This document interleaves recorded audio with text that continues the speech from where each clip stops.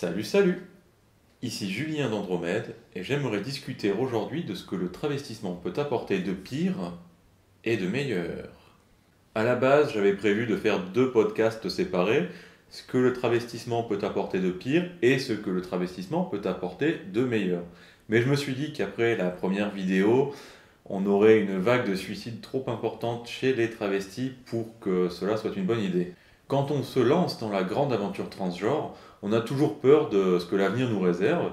On a l'impression que le monde autour de nous va s'écrouler. Mais c'est assez humain, j'en conviens. Non, le travestissement n'apporte pas que calamité et désolation, croyez-le. Sans plus attendre, je vais vous décrire ce que le travestissement m'a apporté de pire et de meilleur surtout.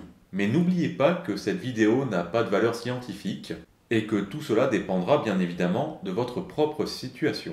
Ça fait un petit peu Shining Force dans le texte, mais sachez que là où il y a de l'ombre, il y a aussi de la lumière. Tout d'abord, je dois bien l'admettre, mais dans mon cas, le travestissement a brisé quelques relations sociales, amicales ou familiales. Ce qu'il y a de plutôt chouette, c'est que du coup, ça écarte radicalement les personnes les plus intolérantes de votre cercle d'amis.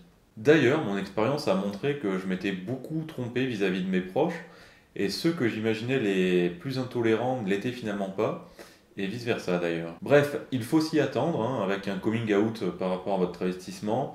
Il y aura sans doute du remue-ménage dans vos relations, mais dans la plupart des cas, c'est souvent un mal pour un bien. J'en viens à mon deuxième point, c'est qu'on se rend compte assez rapidement, quand on se travestit, de la grande intolérance de l'espèce humaine.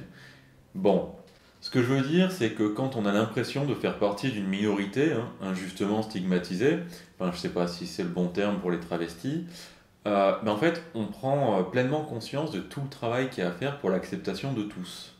Avant de me travestir, je ne m'en rendais pas forcément compte, parce qu'en fait, je n'avais pas l'impression d'être, entre guillemets, discriminé, ou tout du moins, j'avais pas le sentiment de l'être.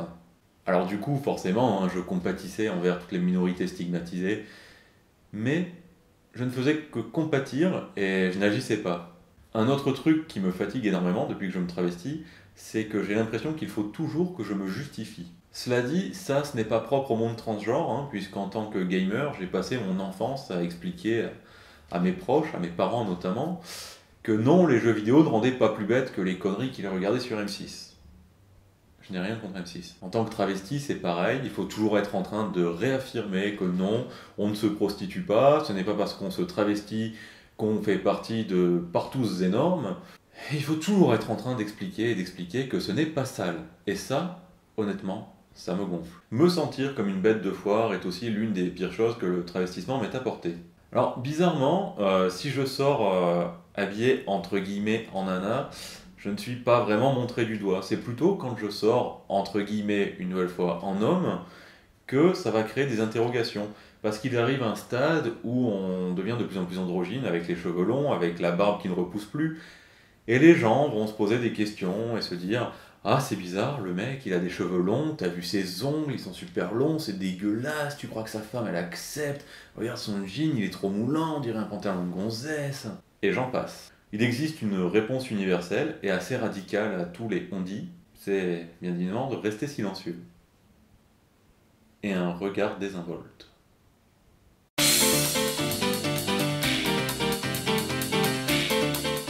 Mais à côté de ça, vous n'imaginez pas tout ce que le travestissement a pu m'apporter de positif. Je pense que même un livre entier ne suffirait pas à le décrire, du coup j'ai un petit peu condensé. Et la première chose qui me vient à l'esprit est bien évidemment d'avoir fait des rencontres incroyables.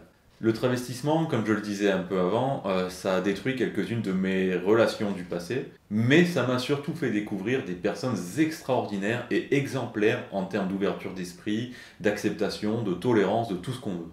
Et ces personnes n'étaient pas forcément transgenres d'ailleurs. D'un point de vue beaucoup plus personnel, je dirais que le travestissement m'a aussi apporté une grande ouverture d'esprit. En tout cas, ça m'a permis de ne plus me fier aux étiquettes qu'on colle sur à peu près tout le monde, inconsciemment ou pas d'ailleurs. Et de ce fait, on s'intéresse à beaucoup plus de choses, à beaucoup plus de cultures différentes, à beaucoup plus d'activités auxquelles on n'aurait jamais imaginé participer peut-être par le passé. Mais surtout, on ne porte plus aucun jugement de valeur sur les autres, sur ce que font les autres et ce que sont les autres. Et ça vient vraiment très naturellement. À une époque, par exemple, j'avais décrété que j'étais travesti, parce que je me cherchais, qu'il fallait que je mette un terme sur ce que j'étais, sur qui j'étais, et donc que je n'étais ni transsexuel, ni transgenre, et j'aimais bien l'expliquer à qui voulait l'entendre. Pour ce faire, je ne voyais que les différences, et j'étais prêt à expliquer quelle était la différence entre un travesti et une transsexuelle, ou une T-girl, ou une... etc. etc. Aujourd'hui, j'ai quand même bien du mal à nous distinguer toutes, puisqu'il arrive un moment où on ne voit plus les différences, mais on ne voit plus que les points communs. Vous voyez ce que je veux dire? J'ai rencontré pas mal de transgenres qui ont suivi un cheminement intellectuel assez similaire à celui-ci, et à mon avis, c'est vraiment un signe que l'esprit est en train de s'ouvrir.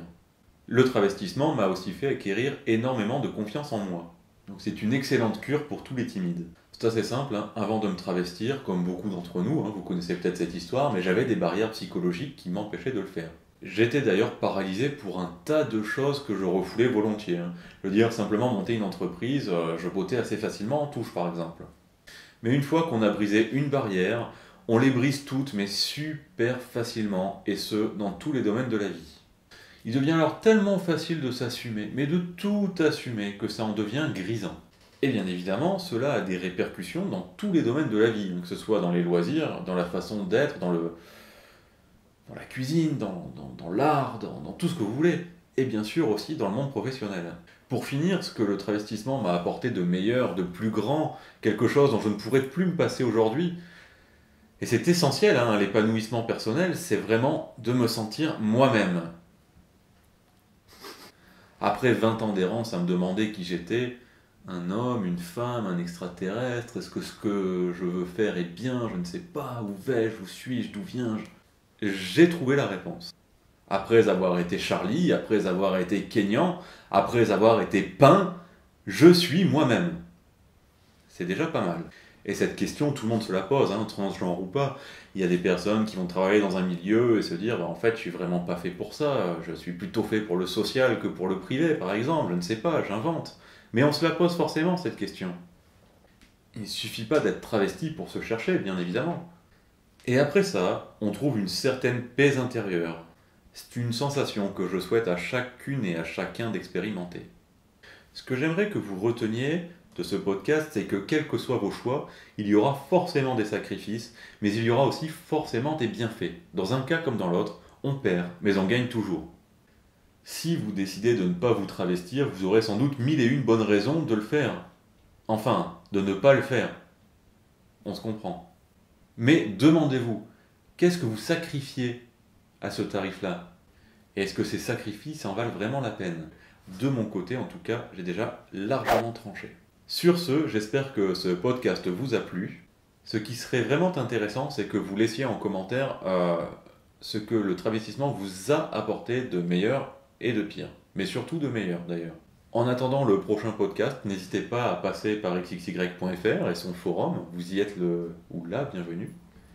Et puis n'hésitez pas non plus à jeter un œil à travesti.fr, il y a plein de bonnes choses pour les personnes comme nous. Sur ce, gros bisous, et à bientôt. Mais surtout, n'oubliez pas, soyez vous-même.